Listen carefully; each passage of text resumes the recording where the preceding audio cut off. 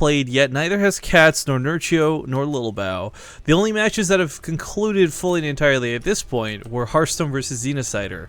So next up we got Little Bow versus Minigun in a PvP.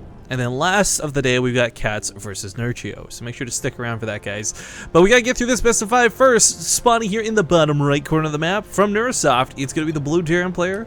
He's down 1 at the moment. It's Krass. Upper left as the green Protoss State.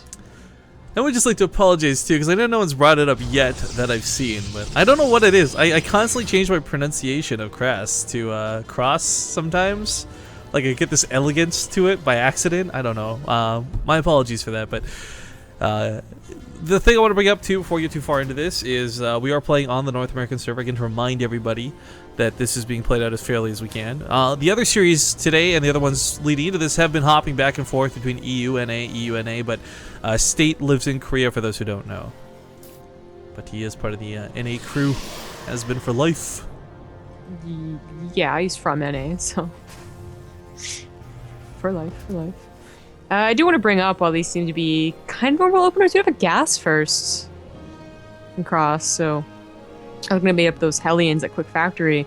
We'll see what he does with that, but that's... Cross actually has better TVP compared to State's TVP right now. So State playing that really solid game, especially after what is that... you call it like a failed gateway? I mean, he only killed 2 SCVs. It was a cheesier opening, is I think the best way to look at it. I mean, it's... long-term of things, it does cost him a little bit extra in the early game, but it's really not too different than walking a Zealot and a Stalker across the map. It's just the timing's a little bit more on your side. That's true. Losing the gateway does suck, but it's because he only invests 1, it doesn't go double gates, so that it's not that big of a dedication. Also, in the way State it open too, it doesn't cut a ton of probes like a normal gateway proxy would. Yeah, that is true. So even still, like looking at all of that, he played a really nice game. Now, it was the practice map, and so was Deadwing. Deadwing's actually a very good map for him to go into for a second game, already up 1-0. Oh, and I actually have some cheese, too. That'd be nice. Yeah, it's actually pretty common when the Protoss players miss scout on this map, they'll use the other base for the proxy Stargates, but there's no second gas, so I don't know if that's going to be the case. In fact, it's kind of looking like he's going to expand, just hiding the probe up there. Yeah, I would have definitely expanded an expand, but then I was expecting the like a Stargate or whatever. I would have loved to see the Stargate. Gas. Wasn't gonna happen. Oh well. We'll go ahead and scout, run past this Marine. It does see that it's a Marine and it's saying like, okay, so like is the Reaper out in the map still, or he's not getting a Reaper, and well, he's not gonna be able to scout what happens in cross space. And I know it's one of those kind of stoner thoughts moments, but I didn't realize just how big probes were compared to Marines till just now. Yeah, like, they zoom up on it. Yeah, you zoom in, it's like bigger than a Marine. Like, wow. I always like to imagine it's just it's like representative of hundreds of the same unit. Like one Marine in StarCraft 2 is actually like 1,000, I guess, in like a real life scale yeah, battle. like Risk or whatever. Yeah, each of the like Risk, exactly. So like I guess the probes, there's actually a lot of freaking probes mining. That logic doesn't work then. 'Cause you're like, well, you're really saturated your base with 4 probes there. Full saturation, looking great. Well, a mineral is also the same deal, Rifkin. Like, instead of there being, like, you know, however many mineral patches there are, there's actually 200. I feel like we need to get you glasses might be the thing here. It's like... Why? Because it's like, oh, I'm seeing 5 probes, man. What? No, I understand you're saying it's like for the representation. I'm just saying, bad joke, I guess. It is a bad joke. Explain it. No one liked it. All right, man. Overly defensive. I know, it's not even like I'm sitting here going like 4 eyes, zombie greens, 4 eyes. Like, you're just like shutting that down real quick. But Banshees are really unorthodox and cool to see. Krass, I don't know if he's gonna go full on mech after this, but as much as I think people would hate me referencing this, Goody actually does some really interesting things with Banshees, and just generally speaking, unlike most units in the game, they are light, so Stalkers don't exactly deal with them too quickly. I wonder if that was what Xenocider was going to do before he got proxy-gated. That would have been cool. It's like the extension of Xenocider. Yes, of course. Well, the Observer isn't in place. Where is it? It's in the natural, or the main rather. Yeah. Trying for a drop. So this might get some kills. What's nice about this too is it doesn't, even with or without detection, I mean, Stalkers can't exactly kill these super quick, there's no blink for it either. The Raven coming up behind us, I really like to see. Whether you're playing mech, whether you're playing bio, the nice thing about the Raven that doesn't get utilized often is that point defense drone is so sick. Detection is cool and all that jazz, but like the point defense drone just nullifies a lot of Stalker damage. It will soak up the photon overcharge, and if Krass is gearing up for some big follow-up attack, this could be really, really nice. Yeah. It doesn't look like he's following with the attack that, you know, maybe we could have seen, which is with the tanks. But certainly a bio attack would still be powerful. Still getting a couple of probes here and there. It does kind of outrun the observer if the observer's out of position. Yeah, let's play around the Rosie. The second one comes though, and that is photon overcharge. But it popped the photon overcharge. I mean, and it still gets out alive, almost guaranteed. So it's as good as, you know, sending 11 Marines in there without the fear of having Stalkers chase it down. True enough.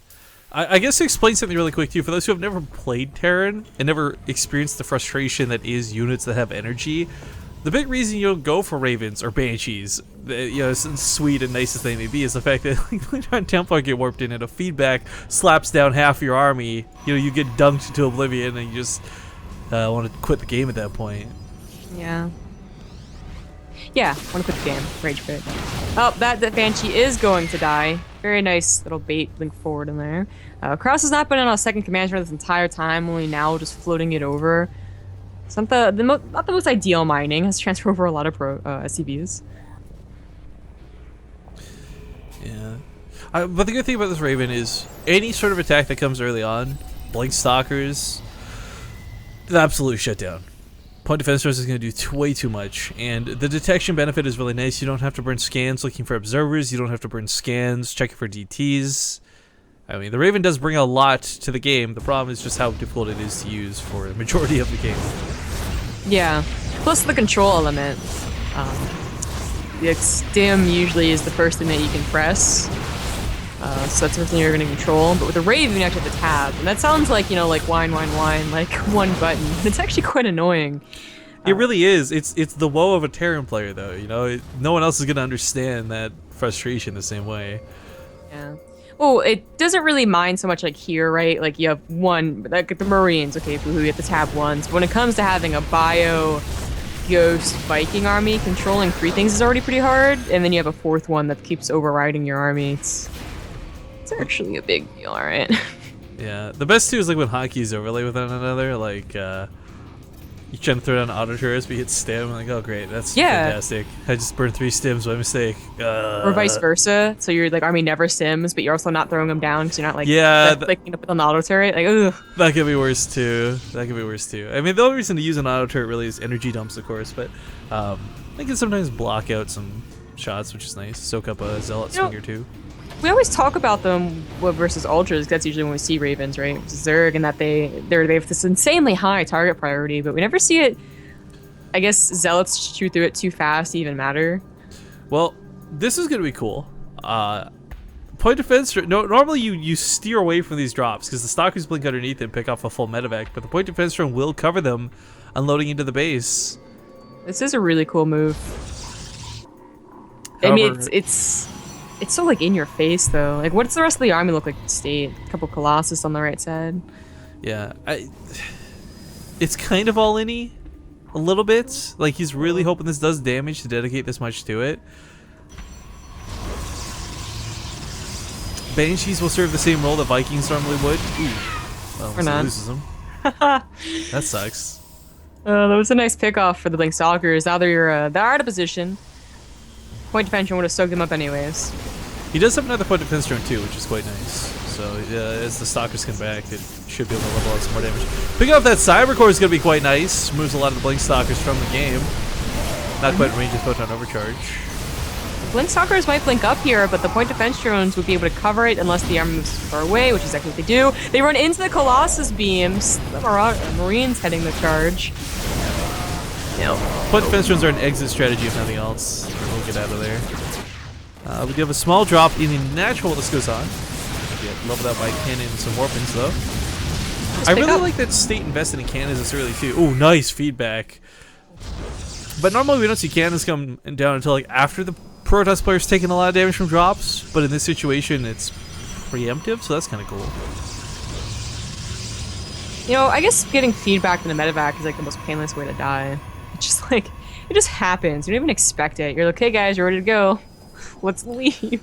It's the equivalent of like dying in your sleep. You just didn't notice. Yeah. It just happens. As opposed to like taking 2 Colossus shots as a Marine. Like, that's gotta hurt. That got morbid. What's that really Storm... bad joke? Like, I wanna die like my uncle did, sleeping in the car, and like the passenger screaming in the side or something like that. That is a terrible joke, but it is a funny one. That's kind of, I mean, it's like the closest analogy I can think of making to this, because you kind of got like the Marines like, oh no, ah, but the medevac just disappears. All right, well, this drop though, like the insistence on this, I don't think is a bad idea, but that first one, it caught State off guard. It snipes the Cybercore right away. That's cool, but it really didn't do much. This time as well, there's not really energy for a point defense drone. Uh-oh. One of these medevacs. Or not? Again, units with energy, guys. It was very dangerous. Oh! Oh! It happened again! It just happens! You don't even expect it! And the thing is, like, the animation for feedback is so devastating. It's not like you just got a bit of damage and get killed. Like, it seriously looks like somebody slam dunked you into oblivion. It looks like a vortex came in and just like sucked the medevac in. Just like, right? Bloop. Pops out of this reality, appears in another. No reason. Oh. It's quite bad. But we have ourselves an old-fashioned macro game. I mean, going up to 4 bases. Krass is lower on supply. I mean, he's the one that's been trying things that have been failing. So that makes sense. I am getting worried though. It's a macro game on Deadwing. Definitely seen this go in the favor of Protoss players a lot more often than not. But secondly, we don't really have upgrades soaring for Krass. Coming up against State, I know it's kind of like I'm making State be the bad guy, but just he is in a pretty good spot right now. So being kind of underdogged to begin with, Krass is going to find himself very hard fights to even be able to take on the Colossus, much less an actual game-ending fight. I just, I never like these situations, not because of the main engagement and like it's hard to control this, that, and the other. It's actually because of the warp-in potential with warp prisms. I hate it. Yeah, getting behind, getting on top of the barracks, but also just reinforcing is so easy when you can make 11 units instantly. Yeah, where you want them to be. Yeah. Like either they reinforce where you want them to, and they're coming out one at a time, so they die anyways. Stupid Terran, or they're not there where you want them to reinforce. Yeah, my favorite thing is when your production isn't synced because you've had weird supply blocks throughout the game, or even supply caps. So like you've got like these 3 Marines that'll pop out before the other 3 Marines, whereas 6 may have been the magic number you needed. Ugh. Yeah, it's quite annoying, which is why usually if they kind of start to admit that each other, like it's like this point where they admit like, okay, it's gonna be a macro game, so we see like the command centers get put down. We also want to see turret rings be put down because it is just a big deal. You'll have like a game-ending move where you EMP'd all of the the Eye Templars, for instance, but then a big warp prism will come along and you'll have to pull back. I'm actually quite worried for Krass. He doesn't have concussor shells either. So while Zealots haven't been a problem so far, they're the easy warp in, right? Does that have Eye Templars in it, or is it just like, I don't know why I'm here. It's just okay, Zealots. I think he thought Krass was gonna be baited into the fight and he just rallied it in. 2 Zealots in hold position. What? Okay. You can't split it up to go take care of it. So he's like, just segment like one ghost over to shoot them or something. I don't know.